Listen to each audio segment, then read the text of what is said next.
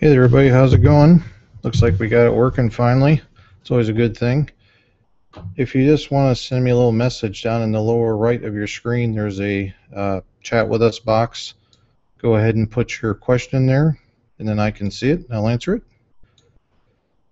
Just to let you know that there is a 40 to 60 second delay with this, so if you do type me a question I will see it instantly, but it's going to take 40 to 60 seconds for you to actually hear the response.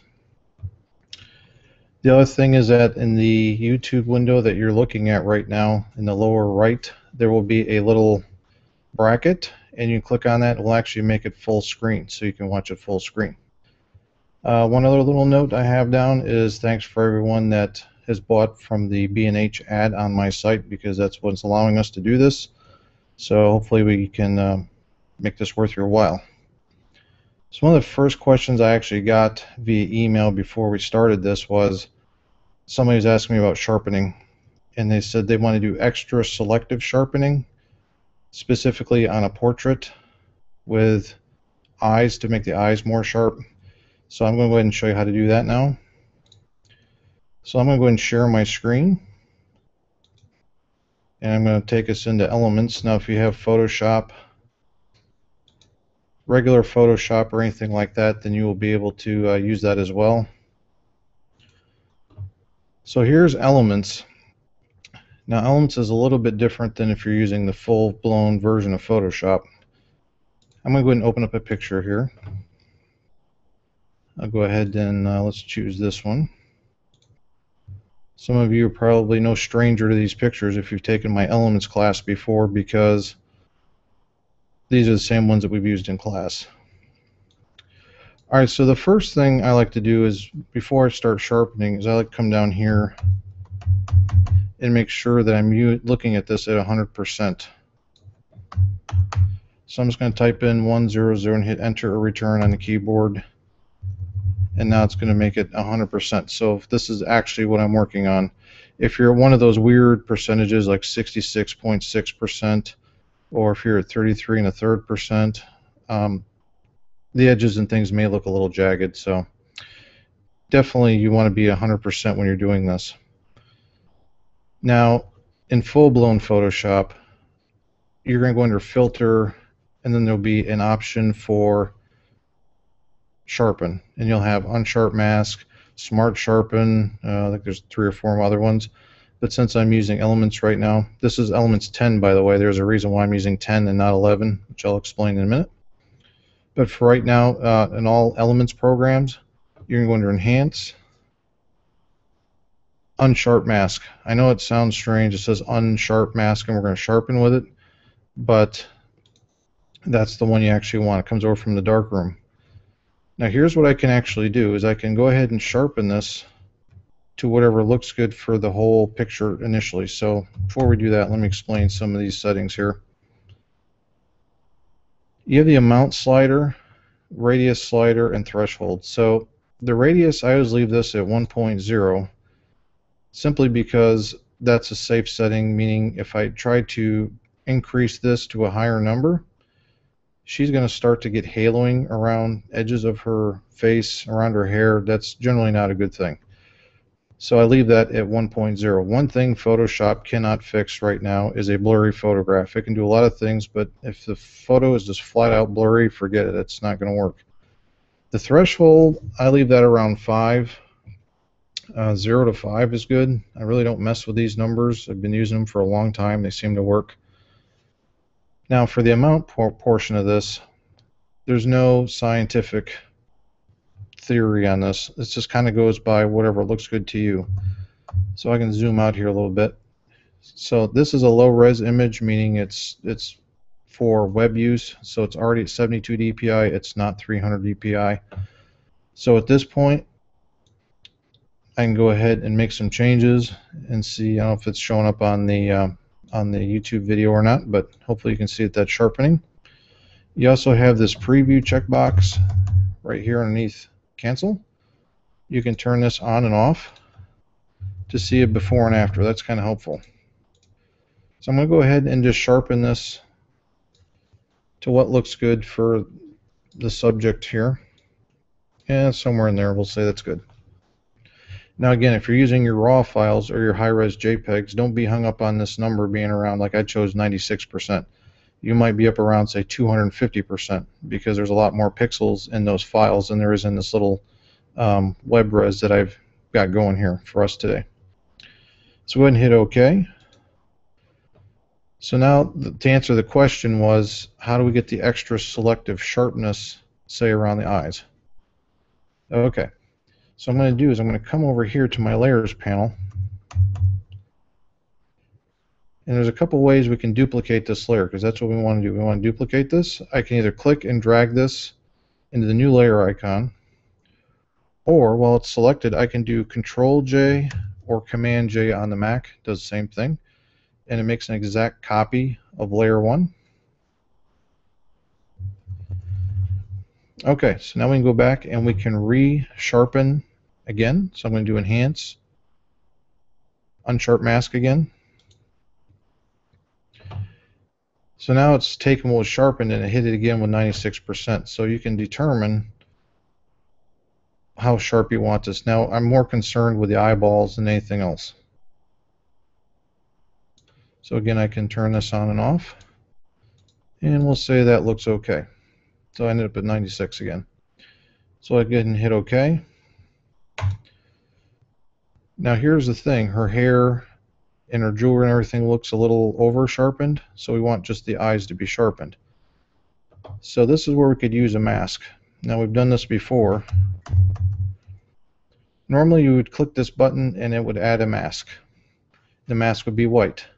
And then what we would have to do is then go in and unpaint or paint on everything that we don't want to be over sharpened. That takes too much work. So why don't we add the mask and then just paint in the parts that we just want to go and paint to be extra sharp. Okay, so we're going to do something a little bit different this time. Down here in the layer panel, I'm try and get this so you can see it together. I'm going to press and hold Alt on the PC or the Option on the Mac, and then click the Option button or the mask button, and you can see it adds a black mask, not a white one. So while that is set out that way, nothing is changed on here on the second sharpening for the eyes. Well, we can fix that. So I'm going to go over here, I'm going to grab my paintbrush. Now we got to paint with the reverse color of our mask. So the mask is black. So we want to make sure we paint with white. You're going to be using white and black on when you're working with masks only. If you need to get back to a default colors, if you have black and white, in other words, if you have like red and green or something like that in there, you can click this little version here and it will then take it back to the default white and black colors. If you ever need to switch your colors back and forth, you can hit this little switch arrow and then it will then flip the colors back and forth. So in this case we're all set up. We've got white selected as our foreground. Then I can come up here and I can look at my brush options. Now again, if you have 11, all this is going to be at the bottom. Again, I'm going to show you another way on how to sharpen this, because I know some of you have bought the extra little plugin that I'm a big fan of, and I'm going to show you that here in a minute. So I can click on my brush options, again the ones that has the very definitive circle. This is a hard edge brush. These other ones that are kind of fuzzy, these are your soft edge brushes. I'm not too worried about the numbers right now because that can be changed at any time. I'm more worried about making sure I have a soft brush, not a hard brush. So I'll just choose one, and I'm going to double click it, and that's going to set that. Alright, the mode's normal, opacity 100%, everything there looks good. So now that I've got my brush set, all I got to do is come in here and then paint just over the eyes. And now you can see that if I go over here and turn this layer on and off, so there it is before, there it is after. So hopefully that's showing up. The other thing, if I turn off the mask, this is the actual mask that we're seeing now, and these little white specks is actually what I'm punched hole through the mask to say just show the extra sharpening just in these areas. So that's why this is working. and I pushed Alt or Option on the Mac to get this view here. If you want to go back to your original picture, you can press again Alt on the PC or Option on the Mac, and there you go. So what if you've invested in this special software? This is why I'm using 10, because I'm going to show you how to do it in Nik software. And I've got Nik loaded in 10. I don't have it loaded in 11. I'm going to wait till Elements 13 comes out to do that. So I'm going to go ahead and just close out of this for a moment. And I'm just going to go ahead and open that back up so we have a fresh copy to work with. Again, I'm going to come back down here. I'm going to choose 100%. Just like we did before. That's all the same. Here is my Nik panel. So here's Define, Vivesa, Color Effects 3. Mine's the older version. Those of you that have bought it recently, you probably have version 4. Silver Effects Pro, Sharpener Pro, and you guys probably got the new HDR Effects Pro and the Analog Pro as well. So once we do a few upgrades around here, I'm going to upgrade that as well. Alright, so down here where it says Sharpener Pro, I'm going to use the output sharpener. And now Nik is actually going to take over. Now if you've never seen Nik before, this is the interface. And on the left-hand side is the before, and what's on the right side is the after. So as I move this red line, right now I haven't touched anything, and you can see I've got it set up over here for display.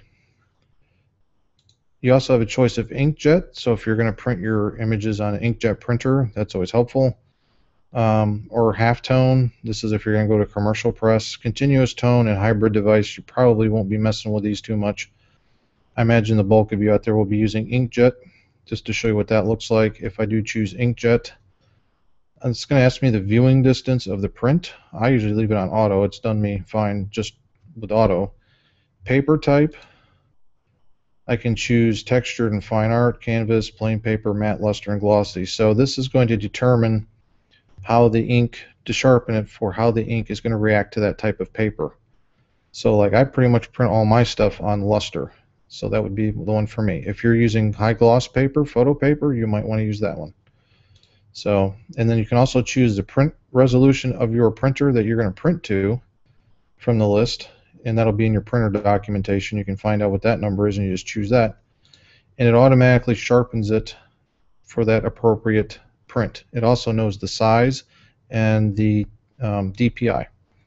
So in this case, we're going to do this for internet use. So I'm going to go ahead and just say display. Now right off the bat, I can see that it sharpened it. But to me, it's a little over sharpened, so I'm just going to take my adaptive sharpening and I'm just going to bring this down a little bit. You want your images to look sharp. You just don't want them to look like you've sharpened the heck out of them and somebody could step on it, would actually break into a million pieces. So now that's the actual image overall looks pretty decent at this. Now if I wanted to actually go in here and sharpen her eyes, I could take my control point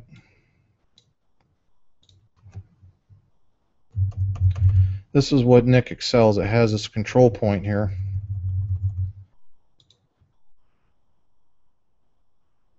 And then I can come right here and stick it on her eye. Now this big circle you're seeing is called the circle of influence. I'm just going to basically make it about the size of her eye, and then I can grab a hold of the output sharpening strength. Let me zoom in a little bit. And of course we're adding a higher number than 100%, so we're actually sharpening that portion of the eye. So if I grab my before and after tool, I can really start to see a difference. Now I could come over here, grab another control point and stick it on this side, but that takes too long in my opinion. So I grab a hold of either press and hold the Alt key or the Option key on Mac, then you can actually duplicate that point with the same settings, and that one's now done. So that's a whole lot easier to do it in Nik if you have access to the Nik tools. Then you just click OK. And also, if you are using Nik tools, you'll notice in your layers panel that for every change you make, it adds a new layer, which is nice. So it's all non-destructive. So if it works out to where you didn't like it, you can always go back and undo it. So hopefully that was helpful. All right. Let's see if we got any other questions going here.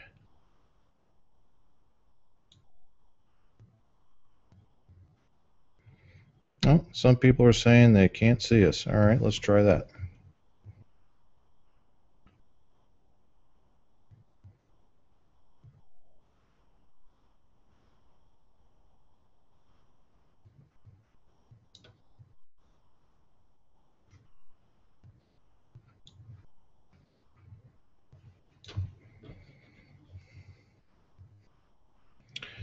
All right, 1 second.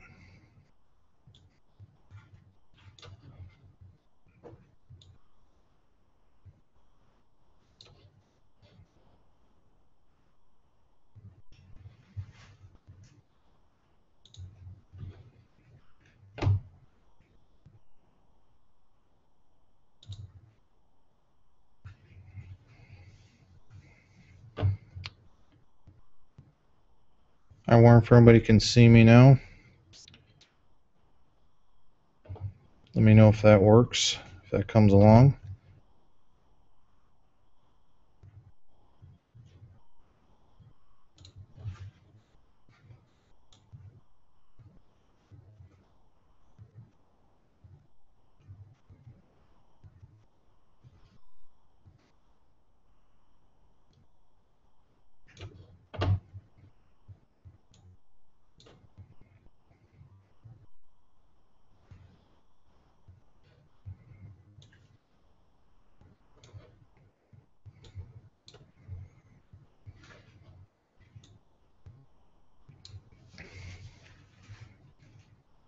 Okay, Carolyn says she can see me. That's good. So I'm assuming at this point everybody can see me. But when I did the screen share, that's when nobody could see what I was doing.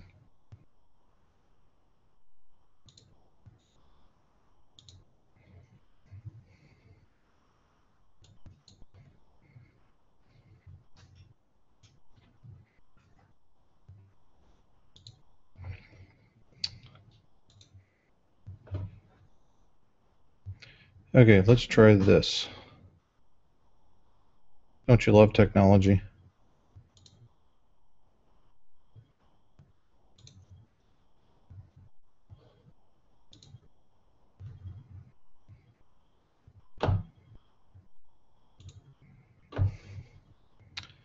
There, I bet it'll work now.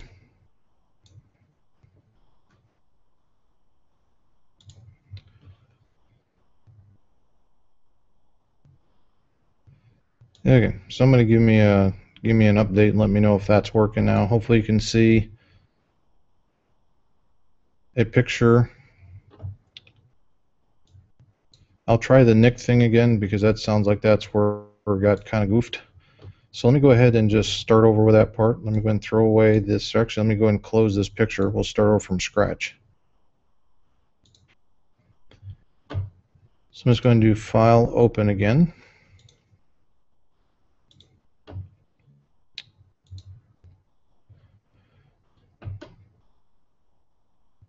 Okay, so I'm going to try and go into this Nik output sharpener again. So somebody just let me know if you can't see anything, and I'll try and get that fixed. All right, so kind of what I went over just a few minutes ago. Obviously, nobody could see what I was doing. So again, with the display up here, you can choose whichever device you're going to go to. Again, this is where that inkjet was a few minutes ago, and then of course you can choose the viewing distance, the type of paper, and the printer resolution. So I'm going to do display, Now again, everything on the left side is the untouched version. Everything on the right side of the line, that red line, is the finished. So you kind of see like a before and after. Again, I can come over here and adjust this to whatever kind of looks halfway decent. And again, I don't want to overcook her. There we go. Now to fix the eye in the center by itself, this is where I use the control point. So let me zoom in. Hopefully everybody can see this. And I come over here and I can put it right on her eye. Now if I click on this first portion right here and click and hold, you get this circle. That's that circle of influence is what Nick calls it. And I can get it about the size of her eye. Then I can grab this second bar, anything with a plus over 100%, I can go in there and even sharpen her eye even further. So that's just affecting just her eye area, not the rest of her face, not her hair, anything like that. So I can take this is where I did the Alt or Option on the Mac, and I can drag it over here to the other eye. And now those are now been extra sharpened just in the eye area. You can do the same thing with jewelry, anything like that you like. Once you're happy with it, you can just hit OK. This is where it creates that separate layer. And again, now you can save this as your Photoshop document. Oops. Client would not like that if you put black paint on their picture. Okay, so I do File, Save As. You always want a Photoshop file somewhere in your files. We kind of went over this in class. Again, I kind of have my own system that a lot of you have seen. But I'm just going to throw it on the desktop just for right now. So you can give this a name.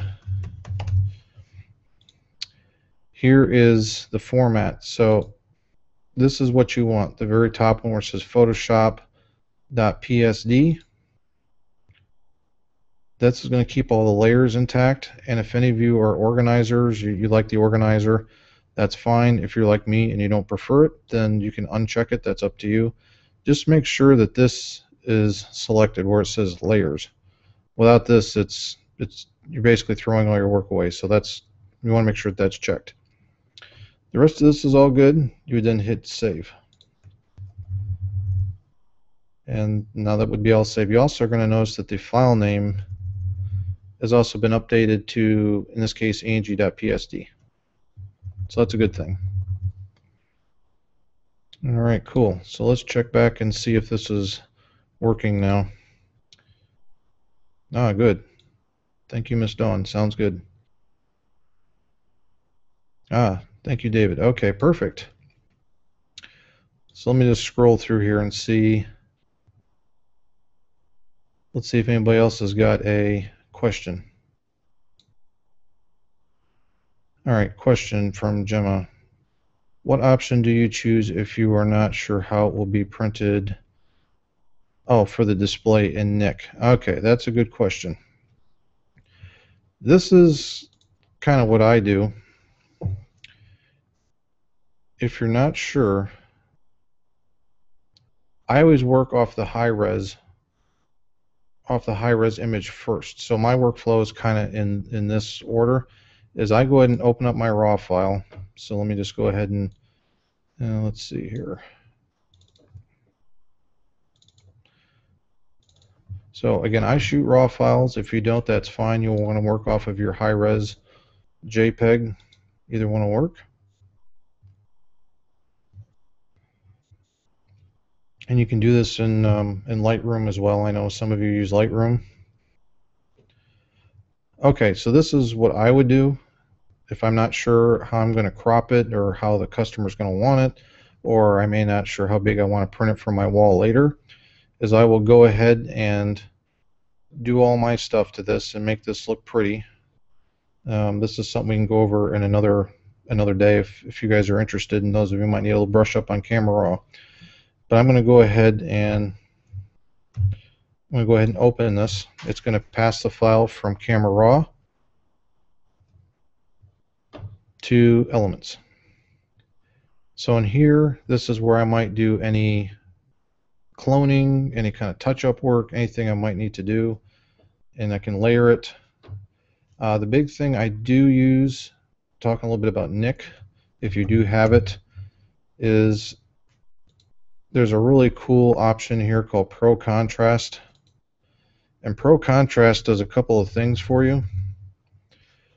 First of all, it's going to get rid of any color cast that you might have, and it's also going to correct for contrast itself. So again, anything on the left side of this red line has not been touched. Anything on the right side has been.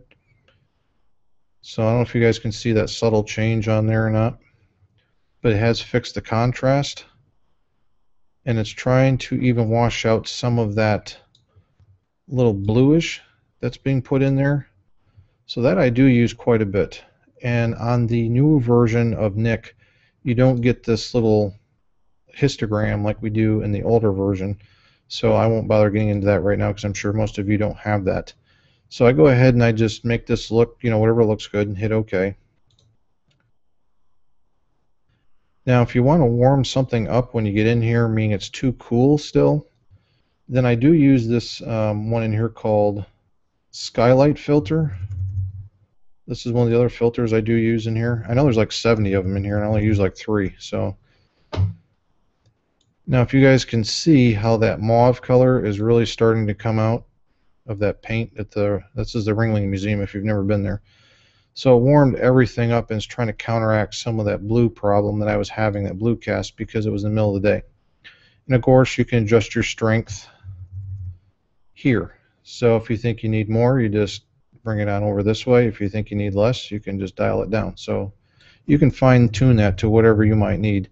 This is also great for people. So if you find you had to take pictures of people in the shade and they're a little on the blue side, and yes, you could warm them up in camera raw, but let's say we're past camera raw and we can't get back there, then that is where then you could crank up the strength on this skylight filter, and it will put a pretty nice warm glow on everything. So I do use that.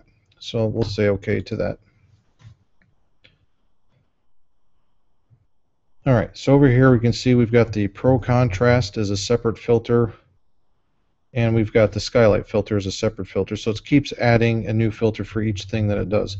Now if any of you do have the big Photoshop, the Photoshop CC or the Photoshop CS Creative Suite, you can actually bring in your images as what they call a smart object, I guess, versus a dumb object. And what that allows you to do is it will actually remember the settings that you used inside of a filter. In this case, it'd be Nick. If you used any of the filter settings under the filter menu, it would remember those too. But in this case, that's one of the things I took out of the Elements software.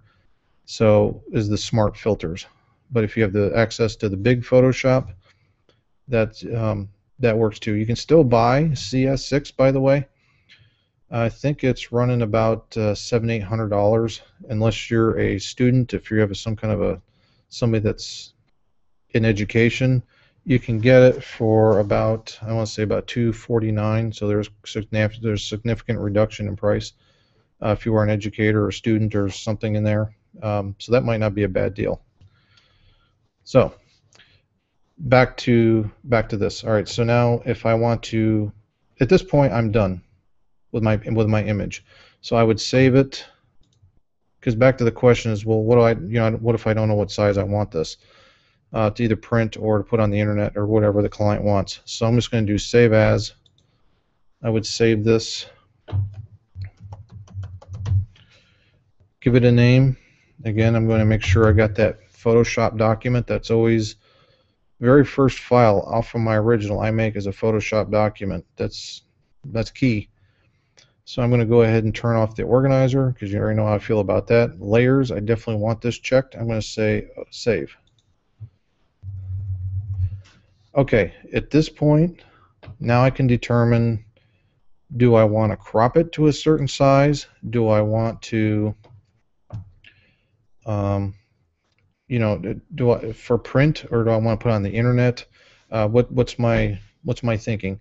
So let's say, for example, I want to make a 8x10 out of this. Okay, fine. So what I would probably do is, instead of having to worry about all this extra file size, because this is getting large, every time you add a layer, you're basically in effect doubling your file size. So what I would do is to say make an 8 by 10 out of this. I'm going to go ahead and flatten this. It'll be layer, flatten image. Okay, so I've got one background layer. I'm going to grab my crop tool. Then I can either use their preset built in, but if you have a size for weird, oddball size that's not in there, you can type this in directly. So I could put in 10 IN, it knows inches, hit the tab key. By the way, for all my friends in Canada, they also know centimeters. I can put 8 IN tab. Now resolution, if you're going to print to high gloss paper on an Epson or Canon, HP, whatever you might have, 300 will work. If you're really in a pinch, I've gotten away with 150. But again, our printer has a rip in it, so I'm not sure if that's going to work with all the other printers, but you can try it and see how it will work. All right, so I'm going to go ahead and just move this across here like so. And then I can, now everything inside the lit box is going to be 10 across by 8 tall. And then I can move the box left and right to make the composition however I want it to be. So it doesn't matter. This is 8 by 10. That's lit. I can make this 8 by 10 if I needed just a real tight composition. So, all right, let me just go ahead and spread this back out again. All right, so that's starting to look a little bit like something. I can either hit return or enter, or I can hit the green check mark to accept the crop. I'll just hit enter on the keyboard. So now we know this is 8 or 10 across by 8 tall. All right, so now I can go ahead and sharpen this, because the customer, or I just want an 8 by 10 print. Now we're going to say we're going to go to paper. All right, so I'm going to choose instead of display, I'm going to choose inkjet. Where it says paper type, I'm going to change, in this case, you want to choose whatever media you have, but I choose luster because that's what I have. Luster is a coated paper. If you're not familiar with this, it's a coated paper that gives you the pop of the gloss without the reflectance problem of high gloss photo paper. That's why I like it. It's also somewhat fingerprint resistant. If any of you have kids or associated with little beings running around with grubby McDonald's fingers, it's probably not going to stand up against that, but if you hand it to another friend or coworker, chances are it's going to be fine. All right, so printer resolution. Now I know on our particular printer I can do 1400 by 1400. And now it has sharpened it for those optimal settings. And down here in this little navigator window, I can scroll around my image. Let's say I want to look at the tree or this bougainvillea. Now, if you see on the right-hand side, the bougainvillea is looking really good. On the left-hand side in the column is unsharpened. So if I move this back and forth, that's looking a whole lot better. So we're going to call that good. We'll just hit OK. All right, so here's the thing. If I save this right now, just do File, Save, I'm going to overwrite my PSD, which is no good, which is the uncropped version. So this is what I do, is say I am going to use this for my prints. So I would do File, Save As. I'm going to save another copy. I'm going to leave the name alone, but where it says Format, I'm going to choose TIFF. If you wanted to leave it as Photoshop and keep that sharpened layer in there, you could, but in this case I really don't care about it, so I'm just going to go and do TIFF. TIFF is a non-destructive file format, and you get every bit and byte that was there when you took it and when you worked with it. The minute you save it to JPEG, you're throwing data away. So my suggestion is work with TIFF for your prints. Now here's the other thing. This might get kind of confusing if you need a bunch of these different sizes. So you might have Ringling TIFF, and then you might have Ringling 1.TIFF, Ringling 2.TIFF. You're like, well, I have no idea what's what. So this is what I do, is I do underscore, right? And then go 8 by 10, or 10 by 8, however you want to call it. So in the file name, I've already got one called 8 by 10. And I don't care about the layers. That's fine. I'm going to hit save. Now let's make sure we know where it's going to. It's going to go on the desktop. Okay, so I'm going to hit save. Now when this here comes up, image compression, anything that says compression, you never want that. This is when you're talking about prints. So I'm going to leave that to none. Pixel order, where it says interleaved, I've been using this for 20 years. I've never changed this. It's always been fine. Byte order, IBM or Mac, they really don't care. They both talk back and forth anymore, so that's fine. You can leave it either or. And all this other stuff I leave unchecked. So I'm going to hit OK. So now that is it. What it did, let's see if I can collapse this. Hopefully this shows up. On my desktop, here is my 8 by 10. Here's my PSD. This is the uncropped, unsharpened version. This is the 8 by 10 we just generated. That's 8 by 10 that has been sharpened. So now let's say, for example, what if you were doing like a family portrait type thing, and now you needed a 16 by 20 or a 5 by 7 or another size. Okay, fine. So I can go ahead and close. I can actually close this if I want to. It says, do I want to save changes? Well, no, because I cropped this. Now I can go back and open up my PSD, which is under openly recently edited files. So here is the original, and you can see all my layers over here are intact from the original. So now let's say, for example, we need a 5 by 7. Okay, so I can come up here. I can choose 5 by 7 from the list. By the way, you notice it's already noticing that's in landscape mode, so it put the 7 first.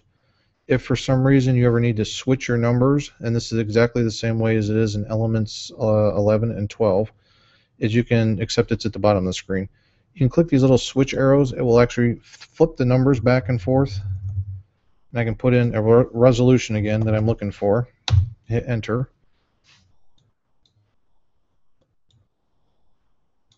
Now I purposely flipped it around, so we're actually get a vertical out of this horizontal. So we'll call that good, just for the sake of argument here. So there we go. Now I can go ahead and flatten this. Probably should have flattened it at the beginning, but that's okay. Flatten it. I can go back to my output sharpener. Now Nick is looking at this. It already knows the size and everything. I'm using this on a little bit smaller screen today, so at the bottom it may show you the size and the DPI and everything down here, but it's already set up for inkjet, luster, my printer resolution. Again, I can grab this and then move this about, and I'm done with that one. So hit OK. Then I would just do the same thing. File, save as. You always want to do save as, right? So after ringling, let me just zoom in on this so you guys can see. So we'll do 5 by 7 PSD. Then we're going to make sure it's going to go to the desktop. That sounds good. I don't care about the layers. And I can do a TIFF and hit save. All this is the same. I haven't changed any of this. Just hit OK. So once that is all done, let me minimize this. Hopefully you guys are still seeing all this stuff. Let me know if there's another issue. All right, so here is my PSD file. Here's the 8 by 10, and then here is the 5 by 7. These were all generated off of this PSD file. Hopefully that makes sense. Cool. All right, so hopefully that answers your question. All right, let's see who else has got another if you're using Lightroom as your main organizer to set overall levels, and you also have Nik filters and elements, what would you do? Oh, what would your workflow be? Okay. So here's the thing. If you're using Lightroom, you can organize everything in Lightroom and get, now that's actually also has a raw converter built into it. So you could do a lot of the work that I did in Adobe Camera Raw with that ringling picture. Then you could then pass it to Nik right from there if you want to. You wouldn't have to use Elements if you didn't want to, or Photoshop. Really the only time you'd have to pass your file from Lightroom to either Elements or Photoshop is if you needed to clone something out. That's pretty much the only time you would have to go back over and pass the file over there, and then make sure you pass it back to Lightroom so you can keep track of what's going on, because then Lightroom will get cranky if you're not careful. All right. Let's try this here again.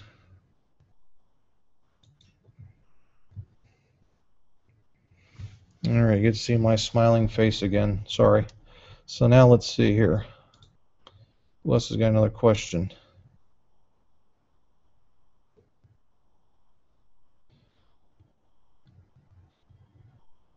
Oh, all right. So Gail's asking, when do you use the detail extractor in Nik? The detail extractor. That must be something new. I'm not sure what the detail extractor is. Let me see if I've got that. Oops. All right, let me go ahead and try a screen share here a minute. I'll try to do it right this time, so hopefully you guys can all see. All right, hopefully you're seeing the screen now. Detail extractor. Oh, maybe that's something built into...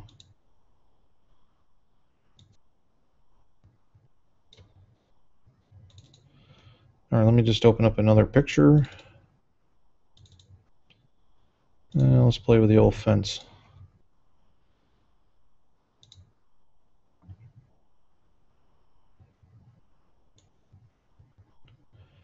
Okay, I thought she was talking about the detail extractor in here, but I could be, obviously I'm wrong.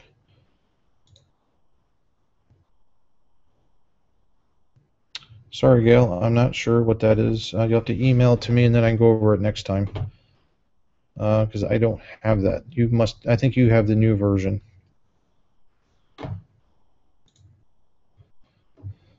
All right. Let's see, we got another question.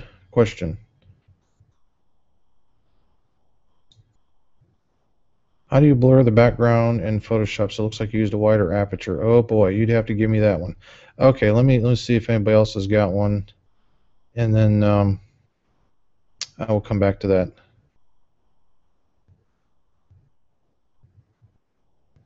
Oh, all right, here's a good question. This is a simple one, and before I go into the how to blur the background, is what's the difference between merge down, merge visible, and flatten? Okay, so let me go ahead and, I guess we're still screen sharing.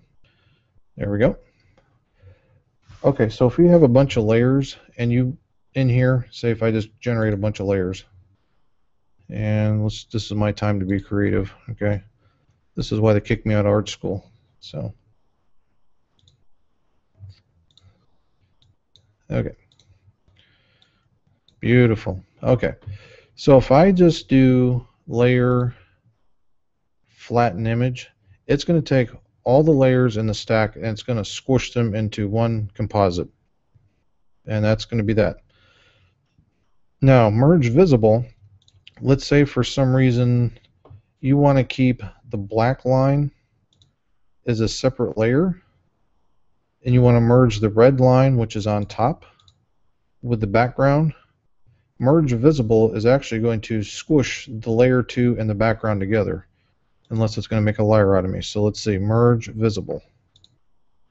There we go. And now I've got the black line is still on its own layer. And here you can see the red line is now part of the little statues. Now merge down. Let me undo this. So we're back to our original. These are all on separate layers, these little paint strokes. Or if I do layer, merge down, should just take the top one and merge it down. But let's see. Yes, so there we go. That's what I thought. Okay. I wanted to make sure it worked before I misspoke. So if you want to take this, in this case, layer 2, and you want to actually put it in with layer 1, but not the background layer. So in other words, layer 2 and layer 1 are going to become one layer, and background is going to be by itself.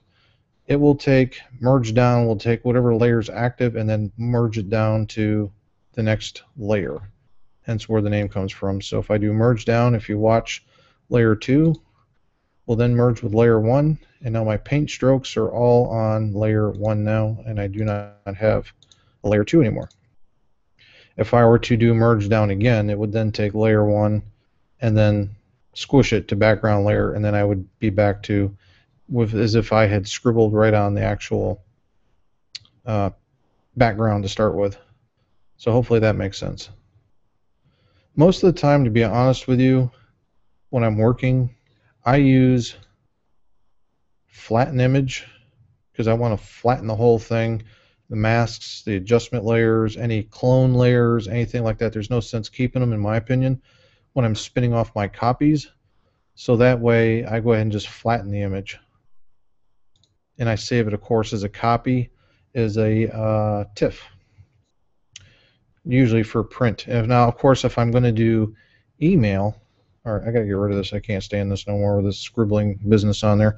Now, here's another little tidbit while we're kind of going over this. If you have to send this to the internet, then that's where I would choose image, resize, image size. Now, for those of you using Photoshop, I think you can go to image size directly. So I think it's still under image though. Choose image size. I'm already at 72 dpi. So this is a good thing. This is for screen resolution for any of you that are going to be doing websites, blogging, email, that kind of stuff. This will probably come in, if I were to bring in my RAW file, it's like 300. It's pretty heavy. So I knock this down to 72, and now I take whatever's the bigger number, in this case the height, and I find 800 works pretty good. Now why did I come up with that number? Your site, or your, especially if you're emailing to somebody, you're not sure what resolution screen they have, so that's why I stick with 800. It's pretty comfortable on any screen around the world. Obviously, as technology becomes more affordable and people start buying more stuff, then you can maybe take this up to the next notch, which might be like 1024, because now you're kind of getting into the whole high def size. So you can see here I got it down to 1.22 megabytes. And I'd hit OK. Now that I got it sized appropriately, I could even go 100%. Then, of course, I would run my output sharpener. Right? You guys have seen this already, so I'm going to bore you half to death with it. Again, you just kind of make it look good. I just set it for display. Hopefully those of you that invested into Nik software, you can see the benefits of this. You can also play with these, which we'll talk about that another day. I'm just going to hit OK. Now, I'm going to do File, Save As. Now, this is something to say I might use on my website, or I could use it on a blog or a web page. So you want to give it a name. Okay, so let's call it. All right, fencing. Those of you taking the Photoshop class know why I called this fencing. It's go up there to. What's the name of that place up there? Solomon's Castle, and it's interesting. It's part of his artwork. He calls them fencing. Anyway, so where it says Format, Photoshop, I'm then going to change it to JPEG. This is the one time I'll use JPEG. Again, if you want to use the organizer, that's fine. The rest of this stuff I'm not going to mess with. Make sure you know where it's going. In this case, I'm going to use the desktop. Now, when this little box here appears, you have a choice of 0 or 12. So I use 8. 8 compresses it down, but it doesn't look compressed on the screen. And I've talked to a lot of people on this, and this is actually what they agree upon is 8. And you'll notice right here, this number underneath where it says preview, that's how big it's going to be. So 124K. That'll go through any pipeline, any email, anything you might have to send it to. Server should not give you a problem. So I use a quality of 8. Just click OK, and now that would be finished. Okay, so back to the question of how do you make something look like you blurred it with a bigger aperture than what you really had? Okay, let me go into my, actually I've got one for CS6 in here.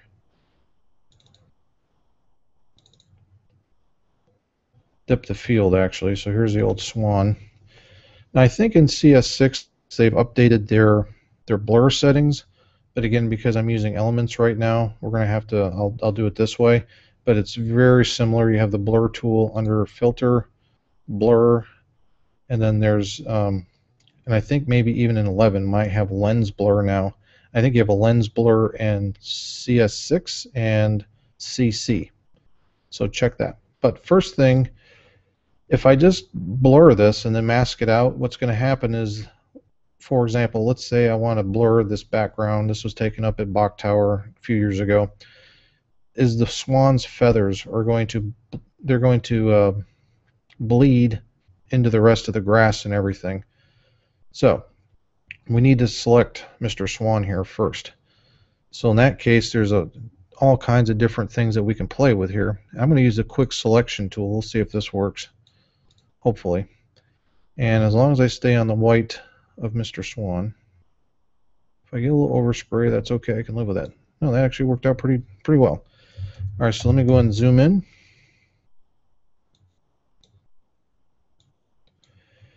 Now I also want, I can make my brush a little smaller by hitting the left bracket key. I use the bracket keys a lot, which is next to the P key is in print. The left one will make the brush size smaller. The right one will make the brush size bigger. So I want to include, there, one click I got is the black on his face and his beak. Now this here is a problem. Obviously that's part of the grass. So if I push and hold Alt, this would be Option on the Mac, and then just kind of tuck this in. It should be able to kind of knock that back a little bit. I can live with that. If I really want to fix this and be super precise, I can grab the lasso tool. Then I could hold down the Shift key and then just draw freehand this in. This is where if you have one of those Wacom tablets, it's a beautiful thing. I'm using a mouse right now. So there we go. So we got Mr. Swan is selected. Now I'm going to, in fact, let me put him on a separate layer just to make sure. So if you ever are not sure, like in this case, I want to make sure that he doesn't bleed out. I'm going to actually, I can do layer, new, layer via copy. And what it's going to do is it's going to put the swan on its own layer. Now I can take, let me just go ahead and get back on this here for a second. Actually, you know what? Let me undo that for a second. Let me go and inverse this selection. So I'm going to do select inverse. Now let me go ahead and try and blur this. So if I do filter, blur. Now again, I would be using the lens blur if you have one. Smart blur versus dumb blur, I guess. All right, let's see what that does.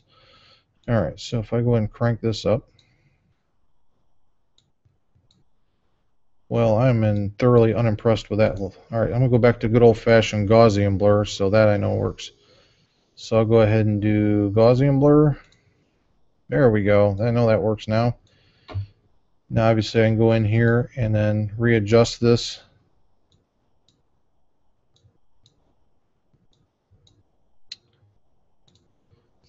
Hit deselect.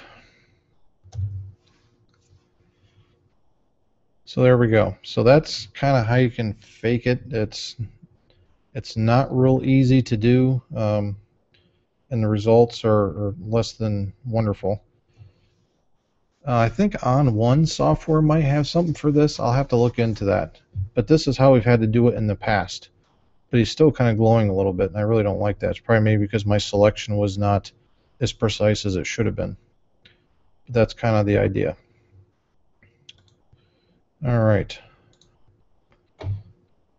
Let's go see if anybody else has got any more questions.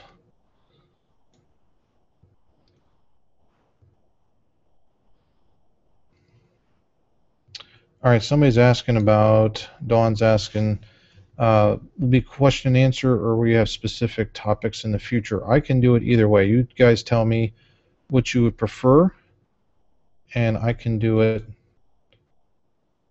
however you want. So you just let me know.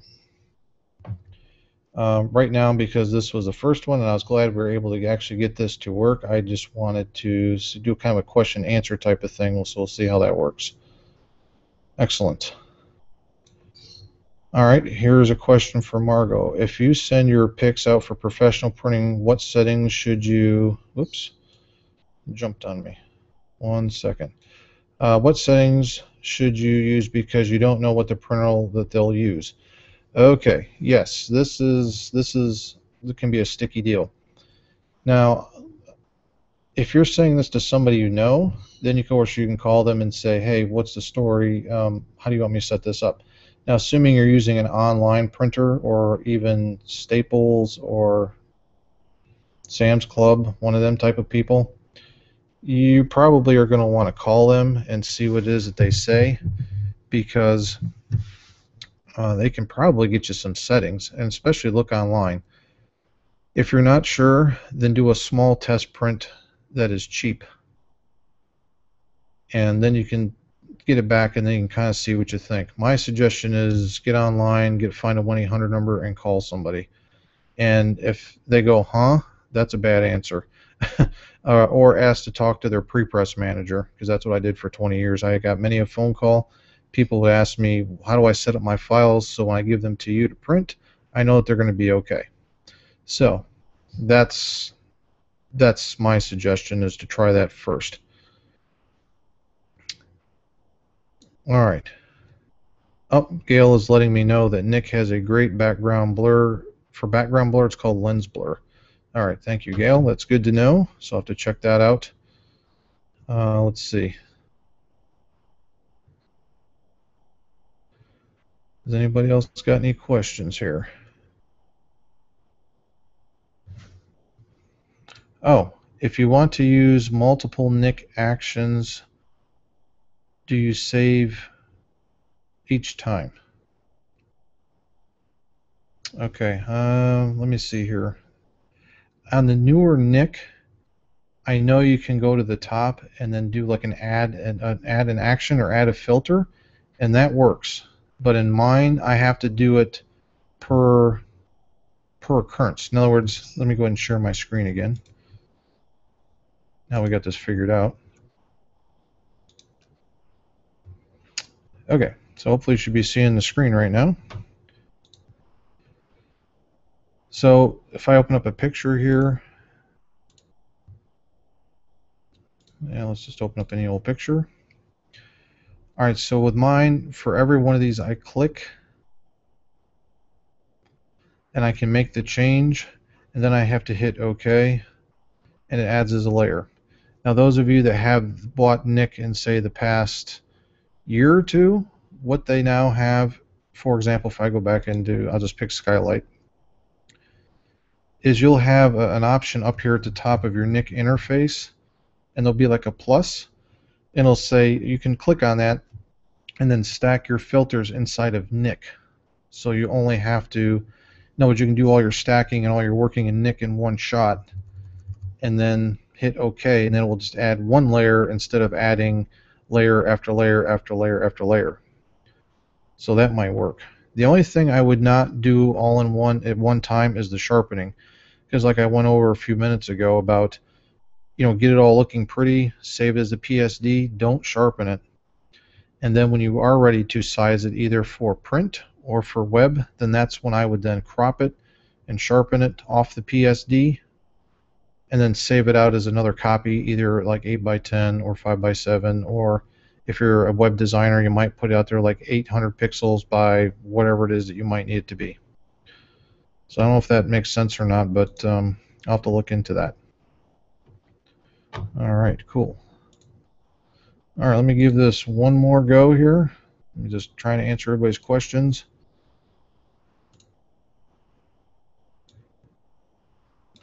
Oh, hey, Gene showed up. Cool. Says, I love a good reflection, but can't seem to make it look completely natural with Elements 11. What do you suggest? Oh boy, let's see. There is a filter. A friend of ours uses it a lot, and she's good at it. I may have to get the name of that for you. Fractilis, I think, is the name of it. I'll look that up. If you email me later, I can get that checked out for you.